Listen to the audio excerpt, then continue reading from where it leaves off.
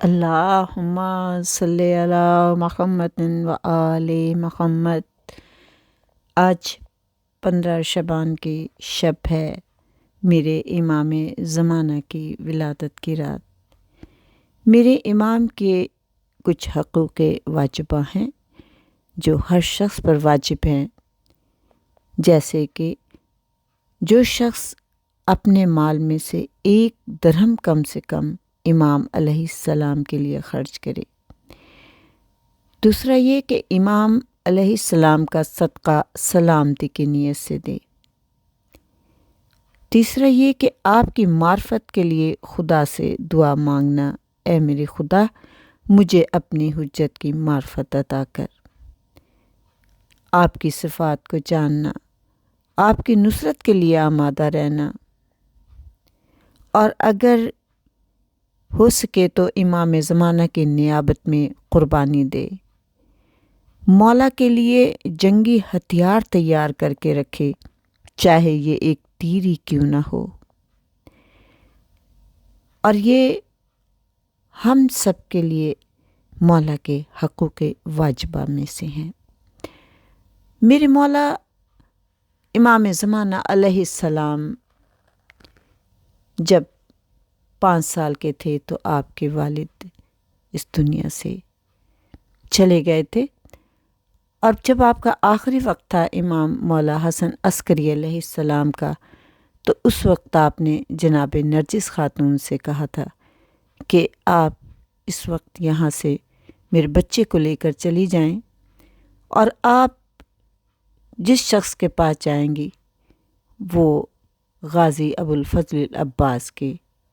ہی اولاد میں سے ہیں، وہ آپ کی حفاظت فرمائیں گے۔ اور اس واقعے کا جس کا میں ذکر کر رہی ہوں، اس میں ان کے پڑپوتے کا یعنی غازی ابو الفضل العباس کے پڑپوتے کا ہی ذکر ہے کہ جو اس وقت بھی مولا کی حفاظت کر رہے تھے، اور کس طریقے سے۔ آپ کا اصل نام جو حمزہ بن حسن بن علی بن حسین بن فضل بن عباس ہے، یعنی یہ جناب غازی عباس کے فضل بیٹے کی اولاد میں سے ہیں۔ کہتے ہیں کہ معتمد عباسی کو چین نہیں تھا، اور وہ مستقل میرے مولا امام زمانہ کی تلاش میں رہتا تھا، اور ظاہر ہے اس نے اپنے مخبر چھوڑے ہوئے تھے جو کبھی مسجد کوفہ، کبھی مسجد سیلا، کبھی نجف اشرف، کبھی کربلائے معلیٰ، کبھی قاسمین میں میرے مولا کی تلاش کرنے جاتے رہتے تھے، اور پھر کہیں بھی مولا کو نہیں پاتے تھے تو مایوس ہو کر آ جاتے تھے۔ ایک دفعہ کچھ مخبروں نے معتمد عباسی سے کہا کہ ہمیں خبر ملی ہے کہ یہ اس جگہ پر، اس مکان میں، اس محلے میں یہاں پر مولا تشریف رکھتے ہیں، تو تم وہاں جا کر تلاشی لو، تمہیں امام زمانہ مل جائیں گے۔ معتمد عباسی تو اس تلاش میں تھا۔ اس نے جب یہ خبر سنی تو اس نے اپنے تیز رفتار گھوڑ سواروں کو بلایا، اور پھر ان کو خاموشی کے ساتھ ایسے کمرے میں لے گیا جو کسی کو خبر نہ ہو، یعنی اسے یہ شبہ رہتا تھا کہ کوئی پھر بھی میرے ہی آدمیوں میں سے جا کے کوئی ایسا نہ ہو کہ جو خبر کر دے، امام کو کسی طرح خبر مل جائے کہ وہ جہاں پر موجود ہیں، یہ خبر معتمد کو مل چکی ہے۔ اس نے بہت خاموشی سے تنہائی میں ان لوگوں کو بلایا اور حکم دیا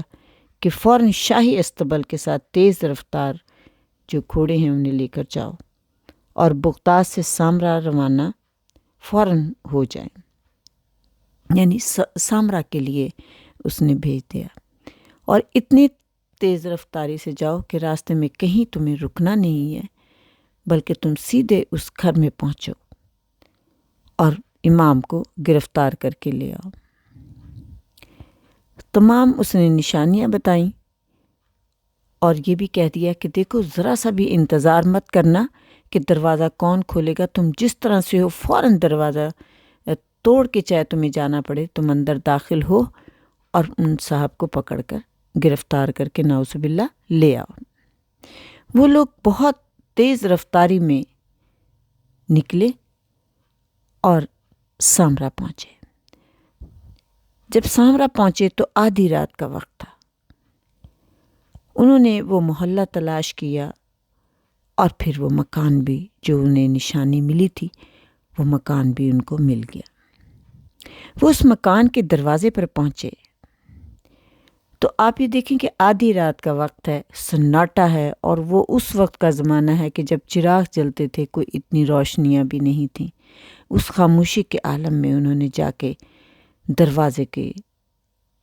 پاس پہنچے تو اب یہ تھا کہ دروازہ تو انہیں کھلوانا تھا، لیکن جیسے ہی انہوں نے دروازے پہ ہاتھ رکھا ایسا لگا جیسے دروازہ پہلے سے ہی کھلا ہوا تھا۔ وہ اندر داخل ہوئے تو انہوں نے دیکھا کہ ایک شخص بیٹھا ہے جو کہ آزار بن رہا ہے، اور وہ بالکل خاموش، یعنی اس نے کوئی، جیسے یہ لوگ سپاہی اندر داخل ہوئے تو کوئی گھبرا جاتا ہے، انسان پریشان ہو جاتا ہے کہ اچانک میرے گھر میں کوئی آ گئے ہیں، لیکن وہ شخص بہت خاموشی سے بیٹھا آزار بنتا رہا، اور اس نے بے پرواہی کے ساتھ ان کی طرف دیکھا اور پھر اسی طرح اپنے کام میں مصروف ہو گیا۔ وہ جو سپاہی تھے، اور ظاہر ہے بادشاہ کے سپاہی تھے، غرور میں ڈوبے ہوئے، تو وہ اس شخص کے پاس گئے اور اس سے کہا کہ اس مکان میں کون ہے؟ اس شخص نے بڑی بے پرواہی سے بہت ان کی طرف ایک نظر ڈال کے جواب دیا کہ مالک مکان ہے، اور کون ہوتے ہیں؟ اس مکان میں کون ہے؟ مالک مکان رہتے ہیں۔ اور یہ کہہ کے پھر اپنے کام میں مشغول ہو گیا۔ اب یہ لوگ بڑے پریشان ہوئے کہ یہ تو کچھ جواب نہیں دے رہا، تو وہ گھر کے اندر داخل ہوئے اور وہ دیکھا کہ بڑی خوشنما عمارت ہے، اور جس کے صحن میں ایک حوض ہے پانی کا، اور اس پانی کے اوپر مصلی بچھا ہے، اور ایک صاحب نہایت حسین و جمیل نورانی صورت مصلی پر عبادت الہی میں مصروف ہیں، یعنی پانی پر آپ کا مصلی ہے جس پہ بیٹھ کے آپ نماز پڑھ رہے ہیں۔ سب کے سب یہ منظر دیکھ کر حیرت میں ہو گئے اور وہیں کھڑے کے کھڑے رہ گئے کہ پانی کے اوپر مصلی ہے اور اس پہ میرے مولا نماز پڑھ رہے ہیں۔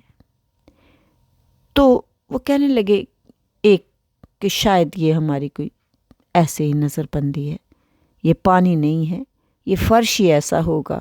کہ جس پہ مصلی بچھ سکتا ہے۔ اس لیے جیسے میں نے ابھی کہا ہے کہ ظاہر ہے بادشاہ کے سپاہی تھے، غرور میں ڈوبے ہوئے تھے۔ ان میں سے ایک شخص نے کہا کہ پانی وانی نہیں ہے، ہمیں لگ رہا ہے کہ پانی ہے، اور اس نے پانی میں پاؤں ڈال دیا کہ میں جا کر ان کو اب پکڑتا ہوں، اب تو یہ ہمیں مل ہی گئے ہیں۔ جیسے ہی اس نے پانی میں اپنا پیر رکھا، وہ سپاہی جو تھا اسے رکھنا تھا کہ وہ پانی کے اندر گر پڑا اور ہاتھ پاؤں مارنے لگا۔ قریب تھا کہ وہ ڈوب جائے، یعنی اتنا گہرا پانی تھا کہ ڈوب جائے، تو جو دوسرے سپاہی تھے انہوں نے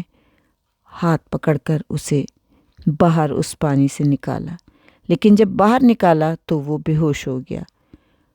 اور اسی حالت میں پڑا رہا۔ پھر دوسرے شخص نے کہا کہ شاید یہ اس صحیح طریقے سے اس کو سمجھ میں نہیں آیا، میں اس پانی میں دیکھتا ہوں، اگر یہ پانی ہی ہے تو میں جا کے ان کو پکڑتا ہوں۔ جس وقت یہ سب سپاہی باتیں کر رہے تھے اور آپس میں یہ کہہ رہے تھے کہ پانی میں جانا ہے اور ان کو پکڑنا ہے، کوئی مشکل کام نہیں ہے، میرے مولا بڑی خاموشی کے ساتھ نماز پڑھتے رہے، خشوع و خضوع کے ساتھ میرا مولا نماز پڑھ رہا تھا۔ ایسا لگ رہا تھا جیسے ان کے کانوں میں کوئی آواز ہی نہیں جا رہی، کسی کی بھی۔ دوسرے سپاہی نے جرأت کی کہ میں اس پانی میں گزرتا ہوا جاتا ہوں، اگر یہ پانی ہے، اور میں ان کو پکڑتا ہوں۔ جیسے ہی اس نے قدم رکھا اس کی بھی یہی حالت ہوئی کہ وہ بھی ڈوبنے لگا۔ تو دوسرے سپاہیوں نے اسے پکڑا اور پکڑنے کے بعد اس کو باہر لے کر آئے، اور اس کے بعد انہوں نے کہا کہ نہیں، ہم انہیں اس وقت قید نہیں کر سکتے، گرفتار نہیں کر سکتے ہیں، اس لیے کہ کوئی بھی ان تک نہیں پہنچ سکتا، یہ پانی ہی ان کی حفاظت کر رہا ہے، اور ہمیں جا کے بادشاہ کو بتا دینا چاہیے کہ یہ صورتحال ہے، ہم نہیں ان کو گرفتار کر سکتے۔ ایک جو سپاہی تھا وہ کچھ شاید مولا کے اس معجزے کو دیکھ کر بہت متاثر تھا، تو اس نے آپ کی طرف دیکھا اور کہا کہ ہم آپ سے معذرت کرتے ہیں، ہمیں، اور میں اس اقدام جرم سے توبہ کرتا ہوں اور معافی چاہتا ہوں، میں آپ کی عظمت و جلالت سے واقف نہ تھا، اس لیے میں شرمندہ ہوں اور ہم واپس جا رہے ہیں۔ لیکن آپ نے اس کی بات کو سنا اور کوئی جواب نہیں دیا۔ اسی طرح خوشی و خضوع کے ساتھ ذکر الہی میں آپ مصروف رہے۔ یہ لوگ جلدی سے وہاں سے نکل کے تیز رفتار گھوڑوں میں، ابھی صبح ہونے والی تھی، جو معتمد عباسی کے پاس پہنچے، اور معتمد کو تو تمام رات نیند ہی نہیں آئی تھی، کیونکہ اس کو یقین تھا کہ آج تو امام زمانہ ضرور گرفتار ہو جائیں گے، کیونکہ آج مخبر نے اسے بالکل صحیح خبر دی تھی۔ لیکن جب وہ لوگ وہاں پہنچے اور معتمد عباسی سے کہا کہ معتمد، ہم نے پہلی مرتبہ زندگی میں کسی کو پانی پر مصلی بچھا کے نماز پڑھتے ہوئے دیکھا ہے، اور اس طرح سے لگ رہا تھا جیسے کہ کوئی سخت فرش پہ مصلی بچھا کے نماز پڑھتا ہے، تو یہ واقعی ان کی کرامت ہے، یہ ان کا معجزہ ہے، انہیں ایسے کوئی گرفتار کر نہیں سکتا۔ تو معتمد عباسی نے فوراً کہا کہ دیکھو، تم یہ بات کسی سے مت کہنا کہ جو معجزہ تم دیکھ کر آئے ہو، ورنہ لوگ پہلے ہی بہت ان سے پیار کرتے ہیں اور ان کی محبت میں گرفتار ہو جائیں گے اور ان کو اپنا مولا تسلیم کرنے لگیں گے۔ لیکن آج بھی میں یہ جانتی ہوں اور کہتی ہوں کہ جو میرے مولا غازی ابو الفضل العباس نے وعدہ کیا تھا کہ میں اور میری اولاد حسین کی اولاد کی حفاظت کرے گی، آج بھی وہ حفاظت کر رہے ہیں۔ اللہم صلی علی محمد و آل محمد۔ آج کے اس واقعے کے صدقے میرے مولا آج کی اس رات کے صدقے میں ہمارے گناہ کبیرہ و صغیرہ کو معاف کر دے، بے اولاد کو اولاد، بے روزگار کو روزگار، مقروض کے قرض ادا کر دے، بیماروں کو صحت عطا کر دے،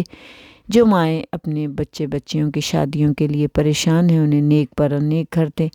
اے میرے مولا، وقت آخر میرا امام ہمارے پاس آئیں، روز محشر میں پیاس کی شدت سے بچائیں، پاک زہرا کی چادر کے سائے میں ہوں، غازی ابو الفضل العباس